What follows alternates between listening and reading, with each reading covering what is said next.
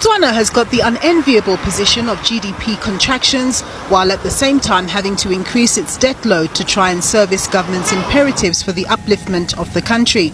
It all stems from the fact that the global diamond market, on which it's historically been very reliant, has weakened substantially with no end in sight. The difference between this crisis that Botswana is experiencing and the crisis in the diamond industry during the global financial crisis back in 2008, 2009, and the COVID-led crisis in 2020, 2021, is that this one seems to be much more structural in nature and not just cyclical. That means that Botswana's ability to escape this crisis is much tougher now than before. Before, it was a global event, temporary demand, a downturn for diamonds. It picks up very quickly, nearly like a V-shaped recovery.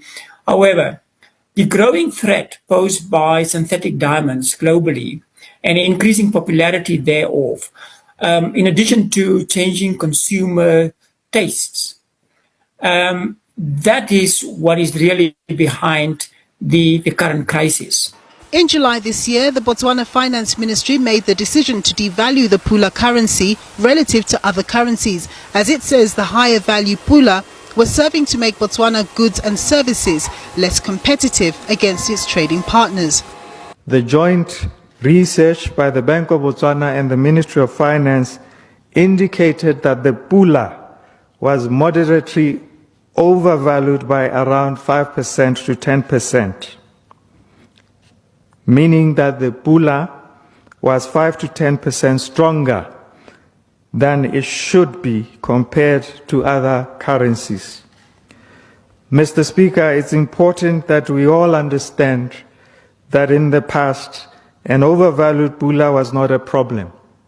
It was not a problem because diamond exports brought in billions of pula worth of foreign currency.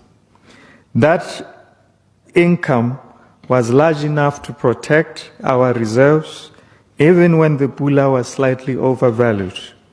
Today, the diamond market has weakened. Global demand has dropped, prices have fallen, and Botswana is earning far less from diamond sales, meaning that the previously strong flow of foreign currency has slowed significantly. Botswana's reliance on the diamond sector is now stifling that economy, with government finances in a perilous state. The government has been spending more on government programs than it receives in revenue, recording a budget deficit of 9.4% in 2024, with the hope of bringing that down to 7.6% this year, which is still very high by regional standards. And while the previous Botswana Democratic Party and recently elected Umbrella for Democratic Change Party have come up with economic transformation policies, Marcus says this won't help the current crisis right now, because reform takes time. We know what needs to be done. You need to diversify the economy, you need to diversify fiscal revenues, focus more on maybe tourism and others. But the previous government has also done that. The tourism sector has grown, the financial sector has grown. There's a focus on the digital economy, etc. But it is still being dwarfed by the diamond sector because mining is still about a quarter of overall GDP. And it's, as I said, 90% of exports. It is probably 30% of fiscal revenues, if not slightly higher, depending on which cycle you are. As a result of Botswana's financial constraints, the government has also been looking to cut spending, which is negative for the delivery of basic services to its citizens. It's becoming increasingly difficult for Botswana to provide much needed assistance and allocations to critical industries, health, education, etc. So it is a very tough road for Botswana ahead. They've already borrowed about $304 million from the African Development Bank, and we suspect that they might have to borrow even more. Botswana is now having to contend with higher unemployment levels and is less able to provide a social wage, causing socio-economic hardships. And while diversification is an imperative the country needs to achieve, that will take time. Meanwhile, the country is seized with finding that magic catalyst that will help turn its fortunes around.